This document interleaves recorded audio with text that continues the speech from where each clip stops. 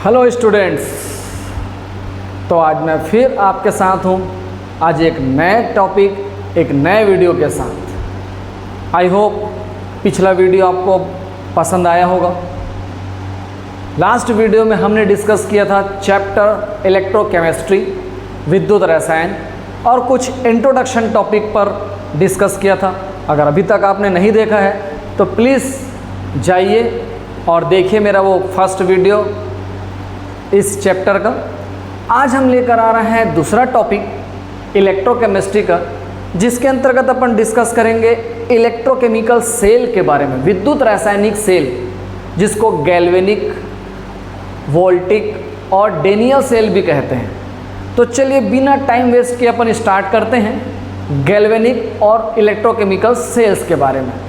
याद होगा आपने पिछले क्लास 11 में डिस्कस किया था सेल।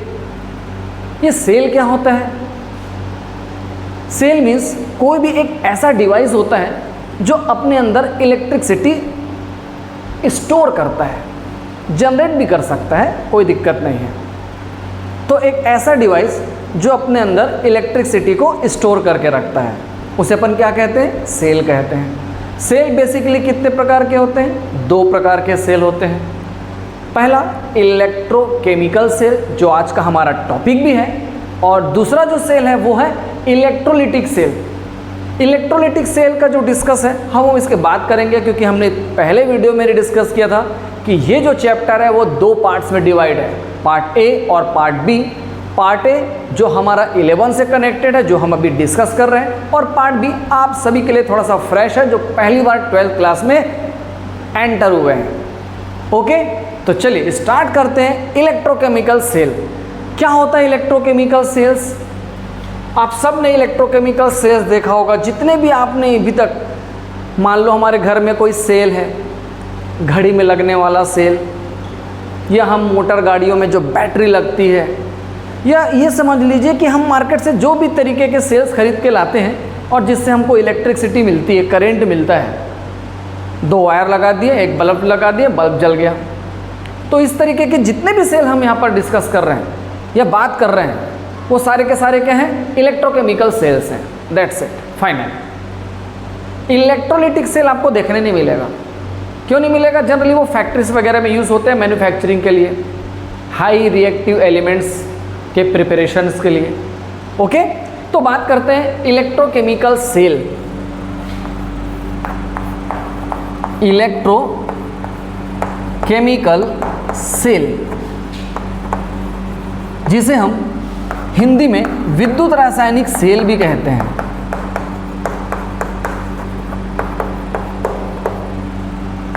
विद्युत रासायनिक सेल। अब ये विद्युत रासायनिक सेल या इलेक्ट्रोकेमिकल सेल्स क्या होते हैं? भाई हम मार्केट से एक 10 रुपये वाला कोई सेल खरीद के लाते हैं घड़ी वगैरह के लिए। उस सेल को हम लाते हैं, घड़ी में फिट कर देते हैं, घड़ी स्टार्ट।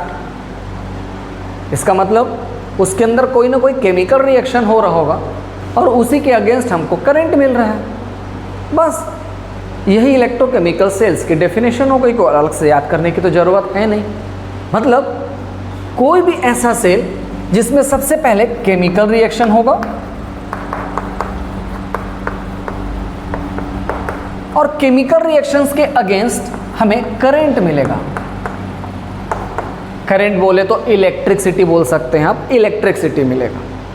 तो a cell in which chemical reaction या chemical energy change into electric energy, current में चेंज हो जाता है, उसे अपन क्या कहते हैं? इलेक्ट्रोकेमिकल सेल कहते हैं। वो सेल जिसके अंदर रासायनिक अभिक्रिया के फलस्वरूप हमें विद्युत धारा मिलती है, क्या कहलाता है वो? विद्युत रासायनिक सेल या इलेक्ट्रोकेमिकल सेल कहलाता है। अब क्या होता है इसका फंक्शन? चलिए स्टार्ट करते हैं इलेक्ट्रोकेमिकल सेल्स के फंक्शन के बारे में। तो आपने भी देखा होगा 11 क्लास में कि इसमें 2 बीकर्स होते हैं। ठीक, 2 बीकर हैं हमारे पास। पहले को हम कहते हैं लेफ्ट बीकर, दूसरे को हम कहते हैं राइट बीकर। तो ये हमारे पास 2 बीकर हैं। पहले बीकर में क्या होता है? पहले बीकर में हमारे पास 1 मोलरिटी का जिंक सल्फेट का सॉल्यूशन होता है ZnSO4, और दूसरे बीकर में हमारे पास क्या होगा, 1 मोलरिटी का कॉपर सल्फेट का सॉल्यूशन होता है। ठीक, पहले लेफ्ट बीकर में एक जिंक का रॉड, इस तरीके से एक जिंक का रॉड फिट होता है, ये जिंक का रॉड है आपका, जिंक रॉड फिट है, और दूसरे में एक कॉपर का रॉड फिट होता है, ये कॉपर रॉड।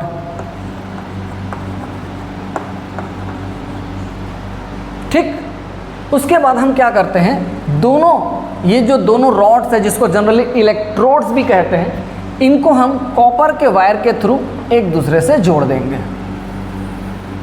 ये जोड़ दिया, जैसे ही यहाँ पर सर्किट कंप्लीट हुआ, ऑटोमेटिक इलेक्ट्रिसिटी करंट सप्लाई चालू हो जाता है। आप चाहें तो यहाँ पर चेक करने के लिए एक अमीटर या वोल्ट मीटर लगा सकते हैं, और नहीं तो एक सीधा बल्ब लगा दीजिए, बल्ब जलना चालू हो जाएगा। ओके, तो हम यहाँ पर एक वोल्ट मीटर या अमीटर यूज कर रहे हैं, अमीटर भी कहते हैं इसको। ये वोल्ट मीटर या अमीटर हमको ये बताएगा कि इस पूरे परिपथ में, पूरे सर्किट में कितना वोल्ट का करंट सप्लाई हो रहा है। क्लियर? ओके, अब ये देखते हैं कि ऐसा क्या हुआ कि दोनों इलेक्ट्रोड को जोड़ने से हमारा पूरा सर्किट कंप्लीट होते ही पूरा करंट सप्लाई हो गया।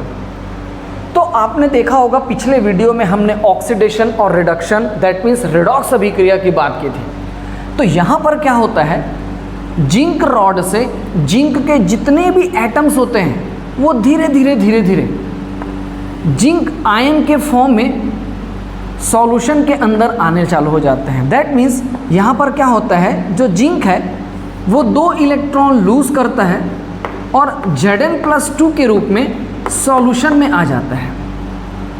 अब आपने देखा होगा कि जहाँ पर इलेक्ट्रॉन लूज किया जाता है वो कौन सा रिएक्शन होता है, कौन सा रिएक्शन होता है, ऑक्सीडेशन, ऑक्सीकरण अभिक्रिया। तो दैट मीन्स यहाँ पर कौन सी रिएक्शन हो रही है, ऑक्सीडेशन हो रहा है, ऑक्सीडेशन।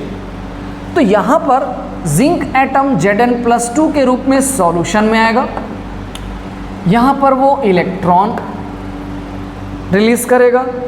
इलेक्ट्रॉन रिलीज होने के कारण ये पूरा जो इलेक्ट्रोड है वो नेगेटिव बनेगा, और इस नेगेटिव इलेक्ट्रोड को हम क्या कहते हैं, एनोड कहते हैं, एनोड। अब वो इलेक्ट्रॉन यहाँ से ट्रेवल करते हुए यहाँ आएगा, कहाँ पर आ रहा है, कॉपर रॉड में। अब कॉपर रॉड में देखिए किसका सॉल्यूशन है, कॉपर सल्फेट का। तो कॉपर सल्फेट का सॉल्यूशन किस फॉर्म में होगा, यहाँ पर Cu+2 और SO4-2 के फॉर्म में होगा। तो ये जो क्यूप्रिक आयन है, ये क्यूप्रिक आयन दौड़ेगा सीधा इस इलेक्ट्रॉन को क्या करने के लिए, गेन करने के लिए। मतलब यहाँ पर कौन सा रिएक्शन होगा, Cu+2 क्यूप्रिक आयन आने वाले इलेक्ट्रॉन को गेन करेगा और न्यूट्रल हो जाएगा, और न्यूट्रल होकर ये कॉपर इस पूरे इलेक्ट्रोड पर डिपॉजिट या जमा होने लग जाएगा। तो इस तरीके से यहाँ पर हो रहा है ऑक्सीडेशन, और आप यहाँ पर देख सकते हैं कि कौन सा रिएक्शन हो रहा है, रिडक्शन हो रहा है। तो ओवरऑल यहाँ पर भी कंप्लीट रिडॉक्स रिएक्शन हो रहा है, और रिडॉक्स रिएक्शन के अगेंस्ट हमें यहाँ पर इलेक्ट्रिसिटी करंट मिल रहा है। बट ये रिडॉक्स रिएक्शन आप अगर देखेंगे तो यहाँ पर ऑक्सीडेशन अलग से सेपरेट बीकर में हो रहा है, और यहाँ पर एक अलग से सेपरेट बीकर में हो रहा है। तो इस तरीके के रिडॉक्स रिएक्शन को इनडायरेक्ट रिडॉक्स रिएक्शन कहते हैं। अगर एक ही बीकर में होता, दोनों चीज़ें एक ही बीकर में होता, जनरली वो इलेक्ट्रोलिटिक सेल में देखेंगे अपन, तो वो डायरेक्ट रिडॉक्स रिएक्शन का एग्जाम्पल होगा। बट अभी जो हम देख रहे हैं वो इनडायरेक्ट रिडॉक्स रिएक्शन का एग्जाम्पल है। ओके, तो अभी यहाँ पर हो रहा है ऑक्सीडेशन और यहाँ पर हो रहा है रिडक्शन। इलेक्ट्रॉन जो है आप देख रहे हैं एनोड से इस इलेक्ट्रोड, हाँ सॉरी एक चीज़ बताना मैं पहले ही भूल गया था कि क्यूप्रिक आयन जब इस इलेक्ट्रॉन को गेन करेगा तो यहाँ पर आएगा पॉजिटिव चार्ज, और इस पूरे इलेक्ट्रोड को हम कहते हैं कैथोड। तो इस तरीके से हमारा कॉपर रॉड जो है वो कैथोड का रोल प्ले करेगा, और हमारा जो जिंक रॉड है वो एनोड का रोल प्ले करेगा। इलेक्ट्रॉन का जो फ्लो है, बहाव जो है, वो आप देख रहे हैं कि एनोड से कैथोड की साइड हो रहा है। तो अगर हमसे पूछा जाए कि करंट इलेक्ट्रिसिटी किधर फ्लो हो रहा है, तो वो जस्ट अपोजिट होता है। मतलब जिस साइड में इलेक्ट्रॉन फ्लो होगा उसके जस्ट अपोजिट साइड में करंट सप्लाई होगा। ये वाली बात हो गई कि हाँ भाई, एक भूखा आदमी है, उधर से समोसा है तो समोसा उधर से आ रहा है, भूखा आदमी उधर दौड़ा तो भूखा आदमी किधर दौड़ेगा? हमेशा समोसे की तरफ दौड़ेगा। तो उसी तरीके से इलेक्ट्रॉन अगर लेफ्ट साइड से आ रहा है तो करंट राइट साइड की ओर मूवमेंट करेगा। ओके, तो ये है हमारा टोटल इलेक्ट्रोकेमिकल सेल। इस इलेक्ट्रोकेमिकल सेल्स को हम जनरली गैल्वेनिक और वोल्टाइक सेल भी कहते हैं। तो गैल्वेनिक और वोल्टाइक सेल भी से अपन कह सकते हैं, डेनियल सेल भी कहते हैं इसे। तो इस तरीके से लेफ्ट में ऑक्सीडेशन, राइट में रिडक्शन, और दोनों के अगेंस्ट यहाँ पर करंट सप्लाई हो रहा है। ये है हमारा इलेक्ट्रोकेमिकल सेल।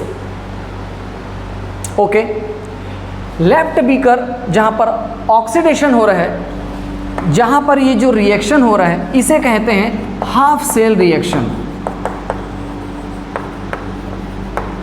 और राइट साइड को भी हम क्या कहते हैं? हाफ सेल रिएक्शन कहते हैं। अब इस हाफ सेल रिएक्शन को हम कंप्लीट जोड़कर भी लिखते हैं। तो कैसे जोड़कर लिखते हैं? जोड़कर लिखने के लिए ये हमारा लेफ्ट साइड, जिधर जिंक जो है किस में ट्रांसफर हो रहा है? Zn+2 में। यहाँ पर हमारा आने वाला है प्यारा सा सॉल्ट ब्रिज, लवण सेतु। वेटिंग कहाँ पर है लवण सेतु? देखेंगे अपन, जस्ट वेट। और दूसरे साइड यहाँ पर Cu+2 जो है वो किस में चेंज हो रहा है? Cu में। इस तरीके से लिखा हुआ ये पूरा चीज़ ये कहलाता है हमारा कंप्लीट सेल रिएक्शन। ये हमारा सेल रिएक्शन है, ये हमारा। ओके, लेफ्ट साइड में जो है वो हमेशा एनोड के रूप में रहेगा और राइट साइड में जो है हमेशा वो कैथोड के रूप में रहेगा। क्लियर? ओके, बात करते हैं अब यहाँ पर सॉल्ट ब्रिज। अब ये सॉल्ट ब्रिज क्या है? पहले बात करते हैं सॉल्ट ब्रिज क्या है, फिर देखेंगे क्या यूज है इस सॉल्ट ब्रिज का। ओके, तो एक नया टॉपिक पहले देखते हैं, सॉल्ट ब्रिज क्या होता है। ओके, सॉल्ट ब्रिज, इसको हम क्या कहते हैं हिंदी में? लवण सेतु भी कहते हैं। सेतु का मतलब ये जोड़ने वाला, दोनों हाफ सेल को जोड़ेगा बस नहीं, और भी बहुत कुछ है इसमें। तो सॉल्ट ब्रिज क्या होता है? आपने देखा होगा कि एक यू टाइप्स का ट्यूब होता है, कांच का एक ग्लास ट्यूब होता है, इसको इनवर्ट यू ट्यूब भी कह सकते हैं। सॉरी, ये हमारे पास एक यू शेप का एक ट्यूब है, ग्लास ट्यूब है। इस यू शेप के ग्लास ट्यूब को ही अपन क्या कहते हैं? सॉल्ट ब्रिज कहते हैं। अब इस सॉल्ट ब्रिज में क्या क्या भरा होता है? इस सॉल्ट ब्रिज में सबसे पहले भरा होता है एक इलेक्ट्रोलाइट। इलेक्ट्रोलाइट हिंदी में क्या बोलते हैं? इसको विद्युत अपघट्य कहते हैं। कैसा विद्युत अपघट्य होगा? जो इनर्ट बिहेवियर शो करेगा। अब यहाँ पर इनर्ट बिहेवियर का क्या मतलब होता है देखेंगे, जस्ट वेट। इलेक्ट्रोलाइट हम यहाँ पर यूज़ कर सकते हैं KCl, हम यहाँ पर यूज़ कर सकते हैं KNO3, हम यहाँ पर यूज़ कर सकते हैं अमोनियम क्लोराइड। ये सब यहाँ पर हम इलेक्ट्रोलाइट यूज़ कर सकते हैं। और इनके साथ हम यूज़ करते हैं अगर सॉल्यूशन, नॉट अगर मगर, अगर सॉल्यूशन यूज़ कर रहे हैं। अब ये अगर सॉल्यूशन क्या है? अगर सॉल्यूशन क्या है? जस्ट टैल्कम पाउडर के जैसा सफ़ेद एक पाउडर है, जहाँ पर भी लेबोरेटरीज के सामान मिलते हैं वहाँ अगर आप बोलेंगे कि मुझे अगर सॉल्यूशन चाहिए तो पाउडर जैसा चीज़ देगा। कई लोगों ने साबूदाना देखा होगा, साबूदाना का बड़ा वगैरह बहुत फेमस है, साबूदाने की खिचड़ी खाते हैं। ये समझिए कि आपने साबूदाना लिया, थोड़ा सा ड्राई कर दो और उस साबूदाना को ग्राइंड करके बारीक पाउडर जैसा कर दो, ठीक। और उस पाउडर को थोड़ा सा पानी में मिला दो, तो वो कैसा हो जाएगा? लुगदी जैसा, जेली जैसा हो जाएगा। बिल्कुल सेम वैसा ही हमारा अगर अगर सॉल्यूशन होता है।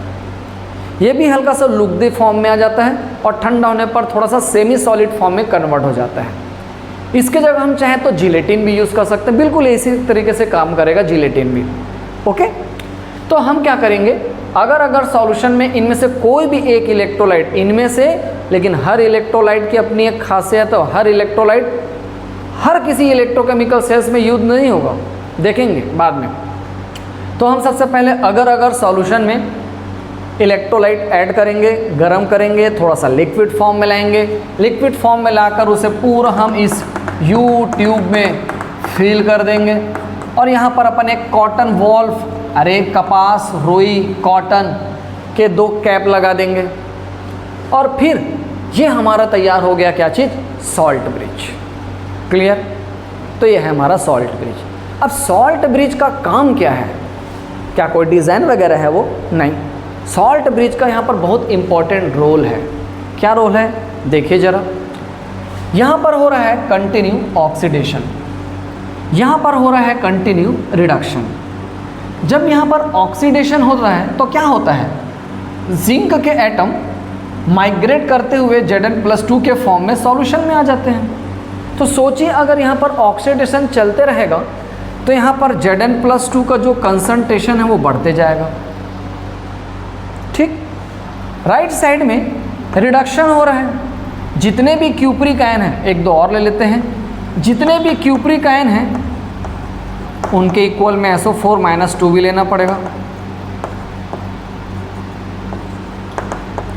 जितने भी क्यूप्रिक आयन हैं वो जा रहे हैं इलेक्ट्रॉन को गेन करने के लिए और यहाँ पर डिपॉजिट हो जा रहे हैं इलेक्ट्रिकली न्यूट्रल होकर। तो जब यहाँ से क्यूप्रिक आयन रिडक्शन के थ्रू यहाँ पर जाके डिपॉजिट होते जाएंगे तो धीरे धीरे सॉल्यूशन के अंदर से किसकी क्वांटिटी कम होने लगेगी? क्यूप्रिक आयन की। अब आप देखिए, जब क्यूप्रिक आयन की क्वांटिटी यहाँ पर कम हो रही है तो automatic SO4 - 2 sulphate ion increase हो गए हैं। तो कहने का मतलब ये है कि यहाँ पर ऑक्सीडेशन के कारण पॉजिटिव आयंस और यहाँ पर रिडक्शन के कारण नेगेटिव आयन की कंसंट्रेशन जो है वो बढ़ने लगेगी। तो जब ये बढ़ने लगेगी तो क्या प्रॉब्लम क्रिएट होगा? तो जब यहाँ पर Zn+2 का कंसंट्रेशन बढ़ने लगेगा तो वो नए आने वाले Zn+2 को सॉल्यूशन में आने से रोकेगा। क्यों रोकेगा?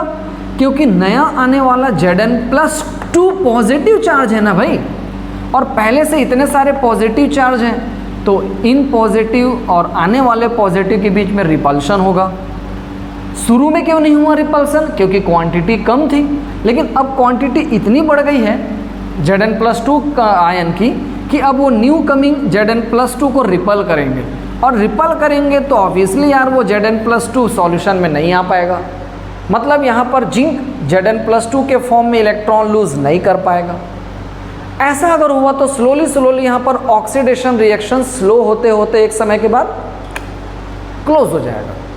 सेम यहाँ पर, यहाँ से क्यूप्रिक आयन इलेक्ट्रॉन को गेन करने के लिए यहाँ पर जा रहे हैं। जब तक क्यूप्रिक आयन और सल्फेट आयन का कंसंट्रेशन बैलेंस था तब तक तो ओके कि सारे क्यूप्रिक आयन इलेक्ट्रॉन लेने जा रहे हैं, लेकिन जब यहाँ पर सल्फेट आयन का कंसंट्रेशन बढ़ जाएगा तो वो नए जाने वाले क्यूप्रिक आयन को इलेक्ट्रॉन को गेन करने से रोकेंगे। क्यों रोकेंगे? क्योंकि इन पर है नेगेटिव चार्ज और जाने वाला क्यूप्रिक पर कौन सा चार्ज है? Positive charge. तो अब ये नेगेटिव उस पॉजिटिव को अपने ओन साइड भी अट्रैक्ट करेंगे। अट्रैक्शन पहले भी था लेकिन कम था, लेकिन अब सल्फेट आयन का कंसंट्रेशन इतना बढ़ गया है कि वो नए क्यूप्रिक आयन को वहाँ जाने से रोक रहे हैं कि भैया हम लोग भी तो हैं, इतने सारे हम लोग भी तो है यहाँ पर, तो ये सारे के सारे इसको अट्रैक्ट करेंगे।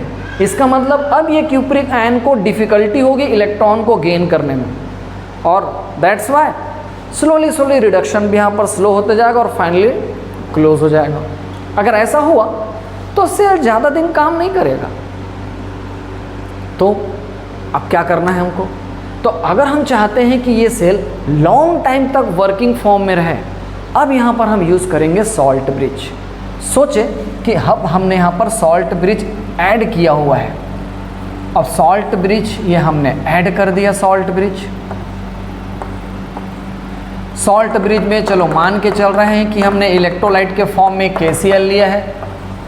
ओके, तो KCl इस सॉल्यूशन के अंदर कौन से फॉर्म में होगा? Cl माइनस और K प्लस आयन के रूप में।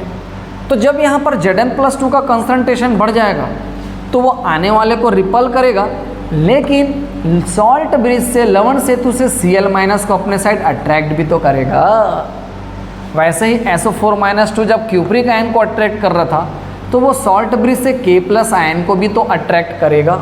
तो अगर ऐसा हुआ तो क्या होगा कि जब अट्रैक्शन होगा तो Zn+2 Cl माइनस के साथ कंबाइन होकर जिंक क्लोराइड के फॉर्म में न्यूट्रलाइज हो जाएगा। और उसी तरीके से cupric ion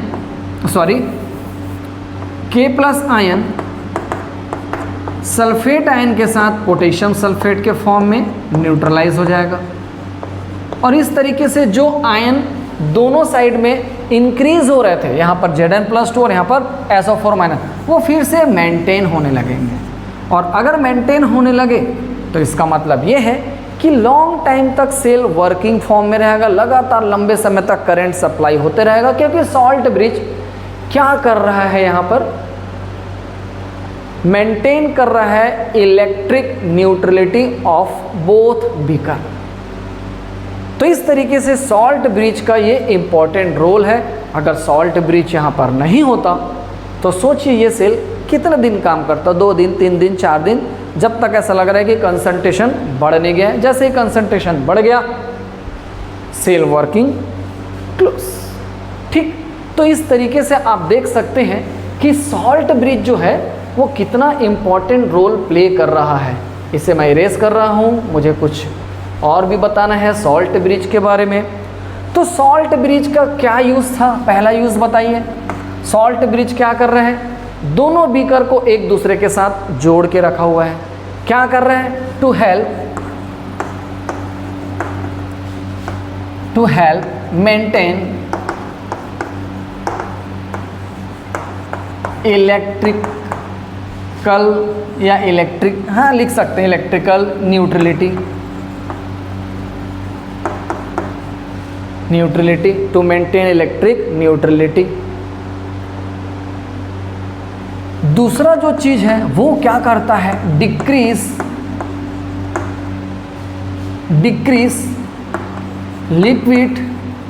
liquid junction potential. अब ये लिक्विड जंक्शन पोटेंशियल क्या है जिसे ये डिक्रीज कर रहा है? क्या होता है ये? चलिए आइए देखिए। ये हमारे पास लेफ्ट बीकर है या राइट बीकर है। आपने भी सेल देखा होगा, छोटा सा जो सेल आता है, क्या उसमें बहुत दूर दूर होते हैं? वो इतना बड़ा थोड़ी होता है, वो तो छोटा सा होता है। तो सेल में क्या होता है? सेल बहुत छोटा सा होता है। सेल के अंदर यहाँ पर आपका एनोड है, यहाँ पर आपका कैथोड है, यहाँ पर बीच से डिवाइड है, वो है कि नहीं डिवाइड? तो यहाँ पर हो रहा है ऑक्सीडेशन, यहाँ पर हो रहा है रिडक्शन, यहाँ पर पूरे के पूरे पॉजिटिव चार्ज आ रहे हैं, और यहाँ पर आ रहा है नेगेटिव चार्ज। अरे डन। तो यहाँ पर पॉजिटिव और नेगेटिव के कारण एक जंक्शन बन जाता है, और ये जंक्शन क्या करता है? इसका जो करंट होता है, इसका जो पोटेंशियल होता है, उसमें डिस्टरबेंस पैदा करता है। तो यहाँ पर जो सॉल्ट ब्रिज है, वो सॉल्ट ब्रिज इस डिस्टरबेंस को कम करता है। मतलब लिक्विड जंक्शन पोटेंशियल को क्या करता है? कम कर सकता है। मतलब उनके पोटेंशियल को कम करने की कोई, ख़त्म नहीं करता, लेकिन पोटेंशियल को कम करता है। ओके, तो इस तरीके से हमारा सॉल्ट ब्रिज बहुत इंपॉर्टेंट रोल प्ले करता है इस इलेक्ट्रोकेमिकल सेल में। ओके, ठीक है, इलेक्ट्रोकेमिकल सेल समझ में आ रहा है सभी को। चलिए आगे बढ़ते हैं, और आगे बढ़कर हम एक नए टॉपिक पर डिस्कस कर रहे हैं, फोकस कर रहे हैं। उस टॉपिक पर डिस्कस करने से पहले एक छोटा सा क्वेश्चन है, कमेंट्स में ज़रूर बताइएगा। ओके, वैसे तो मैं भी बता दूंगा अभी, बट फिर भी देखते हैं कितने लोगों की गेसिंग मेरे आंसर से मैच करती है। ओके, ये हमारा इलेक्ट्रोकेमिकल सेल है। कई लोगों के मन में ये होता है कि ये इलेक्ट्रोड जिंक सल्फेट के सॉल्यूशन में ऐड है या डूबा हुआ है, डिप्ड है, ये कॉपर सल्फेट के विलयन में सॉल्यूशन में डिप्ड है, मैंने सिर्फ यहाँ पर एक कॉपर का वायर लगाया और दोनों को जोड़ दिया। तो ऐसा क्या हुआ कि जिसके कारण यहाँ पर करंट सप्लाई हो रहा है? ठीक है, मैंने कहा कि यहाँ पर ऑक्सीडेशन हो रहा है, यहाँ पर रिडक्शन हो रहा है, जिसके अगेंस्ट ये हो रहा है। बट प्रॉब्लम ये है कि ये क्यों हो रहा है? यहाँ पर जिंक Zn+2 के फॉर्म में क्यों आ रहा है? यहाँ पर Cu+2 जाके इलेक्ट्रॉन, चलो ठीक है, इसका तो फिर भी समझ में आ रहा है कि इलेक्ट्रॉन आ रहा है तो उसको ले रहा है, मिल गया तो मार दिया चौका, ये वाली बात हो गई। लेकिन यहाँ पर इलेक्ट्रॉन लूज क्यों कर रहा है? ऐसा क्या हो गया? किसी ने ऑर्डर दे दिया क्या? तो ये पूरा जो इलेक्ट्रोकेमिकल सेल का वर्किंग है, ये डिपेंड करता है एक बहुत इंपॉर्टेंट टॉपिक पर, और वो टॉपिक है इलेक्ट्रोड पोटेंशियल।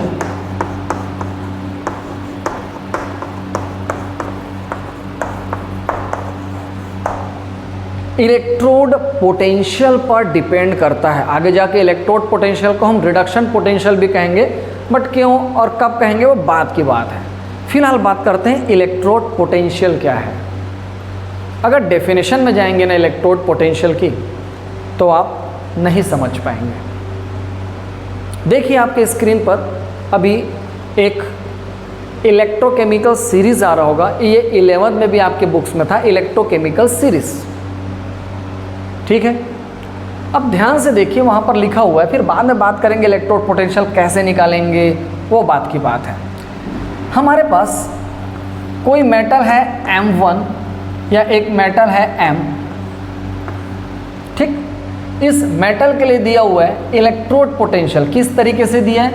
ये मेटल जो है ये +2 है और 2 इलेक्ट्रॉन गेन कर रहा है, और ये ऐसा M हो रहा है, ये M न्यूट्रल हो रहा है, और इसके लिए इलेक्ट्रोड पोटेंशियल गिवन है, कुछ भी गिवन है, मान लो यहाँ पर electrode potential of M+2 to M0, कुछ भी एनीथिंग -5 वोल्ट ऐसा ले लेते हैं, कुछ भी, अभी फ़िलहाल तो गेसिंग है।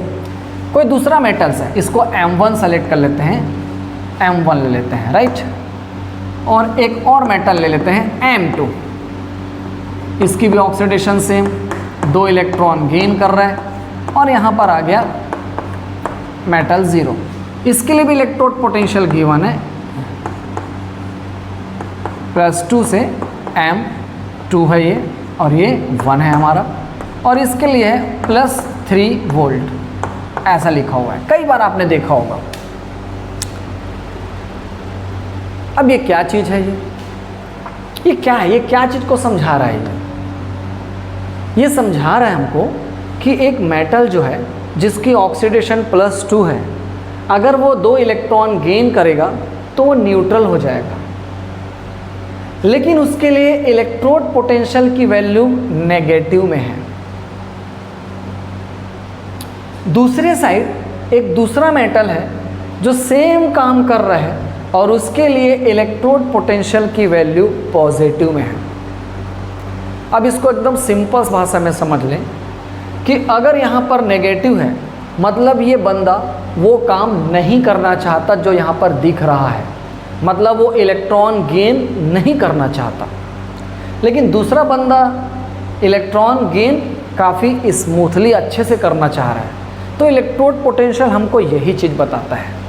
और जनरली इलेक्ट्रोड पोटेंशियल दोनों तरीके के लिए होते हैं, ऑक्सीडेशन और रिडक्शन के लिए, लेकिन अब दो के अलग अलग क्यों यूज़ करें? इसलिए हमेशा हर मेटल का इलेक्ट्रोड पोटेंशियल के लिए एक ही चीज़ मानते कि यार गेन के हिसाब से निकाल लेते हैं, चलो कि किसके इलेक्ट्रॉन गेन करने की टेंडेंसी बढ़िया है, किसके इलेक्ट्रॉन गेन करने की टेंडेंसी कम है।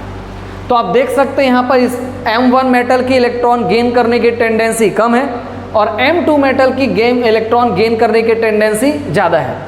इसका हम उल्टा मतलब भी निकाल सकते हैं कि M1 इलेक्ट्रॉन गेन करने के बजाय इलेक्ट्रॉन लूज करना ज़्यादा पसंद करेगा, और M2 इलेक्ट्रॉन लूज करने के बजाय इलेक्ट्रॉन गेन करना ज़्यादा पसंद करेगा। बस इसी को इलेक्ट्रोड पोटेंशियल कहते हैं। अगर आपको पता होगा तो पोटेंशियल का मतलब क्या होता है? ताकत। क्षमता, कैपेसिटी, किस चीज़ की कैपेसिटी, क्षमता, इलेक्ट्रॉन को गेन करने की या इलेक्ट्रॉन को लूज करने की। तो अगर वन वर्ड में किया जाए what is the electrode potential, definition नहीं है, बट एक अगर समझना हो कि व्हाट इज इलेक्ट्रोड पोटेंशियल तो आप बोल सकते हैं टेंडेंसी टू गेन और lose electron, capability to lose और गेन इलेक्ट्रॉन। किसी भी इलेक्ट्रोड के द्वारा, किसी भी मेटल के द्वारा कितने बेहतरीन तरीके से इलेक्ट्रॉन को गेन किया जा सकता है या कितने बेहतरीन तरीके से इलेक्ट्रॉन को लूज किया जा सकता है, ये हमको पता चलता है उसके इलेक्ट्रोड पोटेंशियल से। ओके, तो यहां पर आप देख सकते हैं कि मेटल M1 की टेंडेंसी इलेक्ट्रॉन को गेन करने की नहीं है, इलेक्ट्रॉन को लूज करने की ज्यादा दिख रही है, क्योंकि गेन में तो नेगेटिव आ रहा है, तो गेन नहीं करेगा, ये लूज बेहतरीन तरीके से करेगा। M2 की टेंडेंसी देखो इलेक्ट्रॉन गेन करके पॉजिटिव है इसका इलेक्ट्रोड पोटेंशियल, तो इसकी टेंडेंसी है कि बेहतरीन तरीके से इलेक्ट्रॉन को क्या करेगा, ये गेन करेगा। तो अगर अपन बात करें यहाँ पर जिंक और कॉपर की, तो आप अगर इलेक्ट्रोकेमिकल सीरीज देख रहे होंगे तो वहाँ पर आप देखेंगे कि electrode potential of zinc to Zn+2 और इलेक्ट्रोड पोटेंशियल किसका Cu+2 Cu2 Cu+2, जिंक का आपको मिलेगा -0.76 वोल्ट और यहाँ पर आपको मिल रहा है +2 to 0 +2 to 0 my mistake +0.34 volt. अगर इनके इलेक्ट्रोड पोटेंशियल को देखें तो क्या दिख रहा है, जिंक इलेक्ट्रॉन गेन करने की टेंडेंसी कम है, लूज करने की टेंडेंसी ज़्यादा है। कॉपर की इलेक्ट्रॉन गेन करने की टेंडेंसी ज़्यादा है, लूज करने की नहीं है। तो कहने का मतलब इलेक्ट्रोकेमिकल सेल्स में हम जिन इलेक्ट्रोड को यहाँ पर लूज करते हैं उन यूज़ किए हुए इलेक्ट्रोड के इलेक्ट्रोड पोटेंशियल में काफ़ी डिफरेंस होता है। एक की टेंडेंसी होती है कि वो इलेक्ट्रॉन को ईजिली लूज करे, जैसे यहाँ पर जिंक है, और एक की इलेक्ट्रॉन को गेन करने की टेंडेंसी होती है, जैसे यहाँ पर है। तो इसी कारण इलेक्ट्रोकेमिकल सेल में जब हम दो इलेक्ट्रोड डिप्ड करते हैं तो ऑटोमेटिक एक में इलेक्ट्रॉन दान या लूज होने लगता है और एक में इलेक्ट्रॉन आराम से गेन होने लगता है, और इस तरीके से हमको करंट मिल जाता है इनडायरेक्ट रेडॉक्स रिएक्शन के थ्रू। तो I hope understood what is a electrode potential. अब इलेक्ट्रोड पोटेंशियल को हम बार बार इलेक्ट्रोड पोटेंशियल ना कह के रिडक्शन पोटेंशियल ही कहेंगे। क्यों? क्योंकि किसी भी तरीके का मेटल्स हो, नॉन मेटल, किसी के लिए भी हो, तो इलेक्ट्रोड पोटेंशियल का कैलकुलेशन हम इस थ्रू करते हैं कि इलेक्ट्रॉन को गेन के हिसाब से हम देखते हैं।